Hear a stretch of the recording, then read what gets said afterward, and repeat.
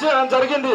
అప్పుడు మన అధ్యక్షుల వారు అదేవిధంగా భాస్కర్ అన్న గారు వచ్చి ఏదైతే ప్రధానమంత్రికి హోమ్ మినిస్టర్ గారికి కలవడం జరిగింది. అయినా కానీ వాళ్ళు నిమ్మకు నేనెత్తినట్టు చూస్తున్నారు. మనము ఏదైతే తెలంగాణ ఎంఆర్పీఎస్ వంగపల్లి సీనియర్ నాయకత్వంలో ఏబిసిడి వర్గీకరణ సాధనకై ప్రతి జిల్లాలో ఈ రోజు పోయిన తర్వాత మనం ప్రతి జిల్లాలో కార్యక్రమాలు చేసుకుంటూ जब किसान मर रहे थे, जब उपराष्ट्रपति कहा थे ये राहुल गांधी का एजेंट 400 रुपए में आया है और यहाँ पे उल्टी बातें कर रहा है। और अच्छा हुआ हमने इनकी उम्र की लिहाज करी है। अगर इनकी एज युवा आती तो इनको जवाब देते, ये सीनियर थे तो इनको बातों से कहा है।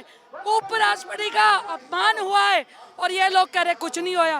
भाई क्यों? संसद एक मंदिर है, मंदिर में अगर पुजारी का या सीनियर का अपमान होएगा तो देश की जनता नहीं सहेगी। राहुल गांधी को नाक रगड़ के माफी मांगनी पड़ेगी, क्योंकि संसद में मैं कहती हूँ उपराष्ट्रपति सभापति उनका सम्मान सबका सम्मान है।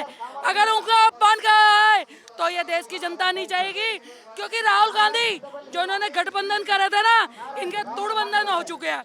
ये टूट चुकी है पार्टी।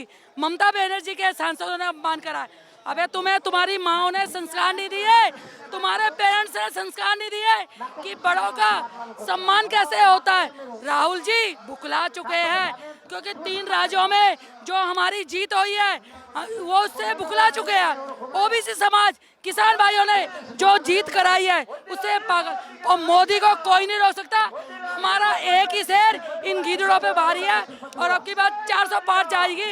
और राहुल गांधी को और 141 सांसदों को इनसे नाक रगड़ के हमारे उपराष्ट्रपति से माफी मांगनी पड़ेगी।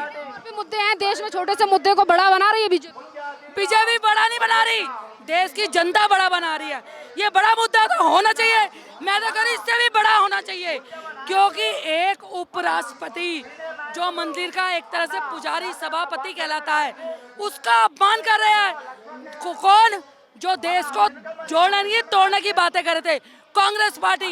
इस पार्टी ने शुरू से देश को तोड़ने की बात करी है, शुरू से हिंदू मुस्लिम करा है, क्योंकि ये कांग्रेस पार्टी थी।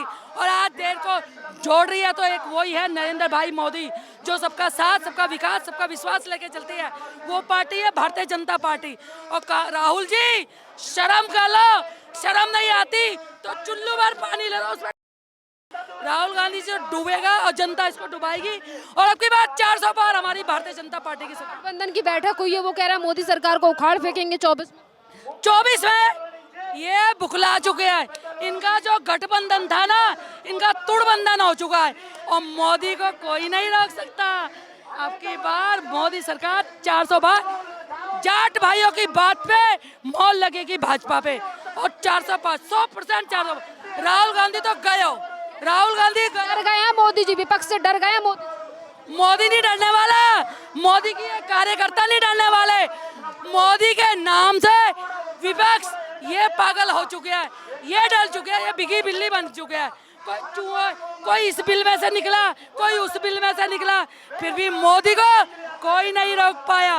मोदी तो 100% आएगा, मोदी को कोई नहीं रोक सकता। और राहुल गांधी शर्म करो, नहीं तो जाकर डूब मरो, क्योंकि राहुल गांधी को तो यही नहीं पता कि संसद एक मंदिर है जहाँ पे हमारे मोदी जी मत्था टेकते हैं। वहाँ के उपराष्ट्रपति का अपमान कर रहा है। इनको संसद में नहीं बैठना, इनको संसद में नहीं, इनको कपिल शो में भेजो।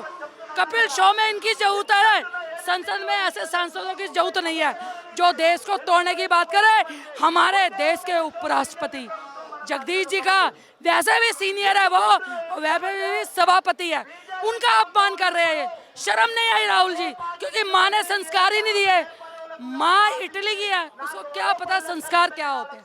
और मैडम 400 पार मोदी आएगा। जाटों का अपमान करने वाला गठबंधन कहता है कि 2024 में मोदी सरकार को उखाड़ फेंके। 3 राज्यों में जो लोगों ने मोदी जी को एकजुट होकर के प्रचंड बहुमत दिया है, उसको लेकर के ये मैसेज पूरे देश में, पूरी दुनिया में घूम गया है कि 2024 में मोदी जी तीसरी बार 400 प्लस के साथ आ रहे हैं। तो इससे ये सब लोग तिलमिलाए हुए हैं, घबराए हुए हैं। इन्होंने अपने ही कुछ लड़कों को, अपने ही कुछ टूल को भेज करके पहले संसद का अपमान किया है।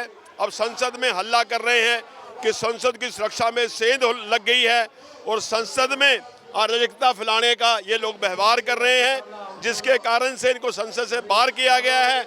बाहर आकर के खुलेआम उपराष्ट्रपति जी की मेमेगिरी कर रहे हैं, लोकतंत्र का मजाक उड़ा रहे हैं। ये सब बातें पूरी देश और दुनिया देख रही है। 2024 में दिल्ली और देश की जनता इनको, इनकी इन नालायकियों का मजबूती के साथ जवाब देगी। गठबंधन जो है वो संसद में सिक्योरिटी ब्रीच को लेकर हल्ला हंगामा करता है। वहीं दूसरी तरफ राहुल गांधी कहते हैं कि ये लोग संसद के अंदर इसीलिए गए क्योंकि देश में बेरोजगारी का मुद्दा है, महंगाई का मुद्दा। देखिए, अगर बेरोजगारी का, महंगाई का कोई मुद्दा है, उसके ऊपर चर्चा होनी चाहिए, ना कि कुछ बच्चों को सिखा के, बहला के, पैसा दे के, ललचा के, बड़गला करके पार्लियामेंट में घुसाओगे और पूरे देश का मान सम्मान पूरी दुनिया में कमजोर करने का, नीचा दिखाने का प्रयास करोगे। उसको लेके देश और दिल्ली की जनता इस बात को बर्दाश्त करने को, न सुनने को कतई तैयार है। महागठबंधन फिर भी कहता है कि जनता जो है वो मोदी सरकार को उखाड़ फेंकेगी 2000। देखिए, महागठबंधन तो इन 5 विधानसभा चुनावों में यही कह रहा था। राजस्थान में भी हम आएंगे, मध्य प्रदेश में भी हम आएंगे, छत्तीसगढ़ में भी हम आएंगे। तो लोगों ने बता दिया ना, लोग कहाँ खड़े हुए हैं। लोग आज मोदी जी की गारंटी के साथ खड़े हुए हैं। देश और दुनिया के लोग आज मोदी जी के ऊपर विश्वास कर रहे हैं, मोदी जी की गारंटी को मान करके देश को आगे बढ़ा रहे हैं। गांधी कहते हैं मैं अगर दोबारा पूरा मामला रिकॉर्ड कर रहा था तो सिर्फ मुझे ही टारगेट किया जा रहा है, देश में और भी मुद्दे। राहुल गांधी जो रिकॉर्ड कर रहे थे इस पूरी मिमिक्री को, आज वो कहते हैं सिर्फ मुझे टारगेट किया। देखिए, राहुल गांधी का जो करैक्टर है वो ऐसा करैक्टर है जिसे किसी स्कूल कॉलेज के बाहर कुछ शरारती बच्चे ऐसी मेमेगिरी जैसी छोटी मोटी हरकतें करते हैं।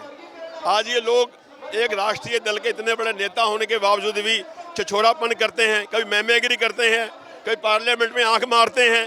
तो कम से कम ये जो है करैक्टर है, ये देश की जनता को पसंद नहीं है। गांधी को कांग्रेस प्रधानमंत्री बताती है भविष्य। देखिए, प्रधानमंत्री तो नहीं, पप्पू तो है ही। वो प्रधानमंत्री आज एक ही हैं और होने वाले हैं, वो मोदी जी हैं। జరిగింది అప్పుడు మన అధ్యక్షుల వారు అదే విధంగా భాస్కర్ అన్న గారు వచ్చి ఏదైతే ప్రధానమంత్రికి హోమ్ మినిస్టర్ గారికి కలవడం జరిగింది. అయినా కానీ వాళ్ళు నిమ్మకం నేనెత్తినట్టు చూస్తున్నారు. మనము ఏదైతే తెలంగాణ ఎంఆర్పీఎస్ వంగపల్లి సీనియర్ నాయకత్వంలో ఏబిసిడి వర్గీకరణ సాధనపై ప్రతి జిల్లాలో ఈ రోజు పోయిన తర్వాత మనం ప్రతి జిల్లాలో కార్యక్రమాలు చేసుకుంటూ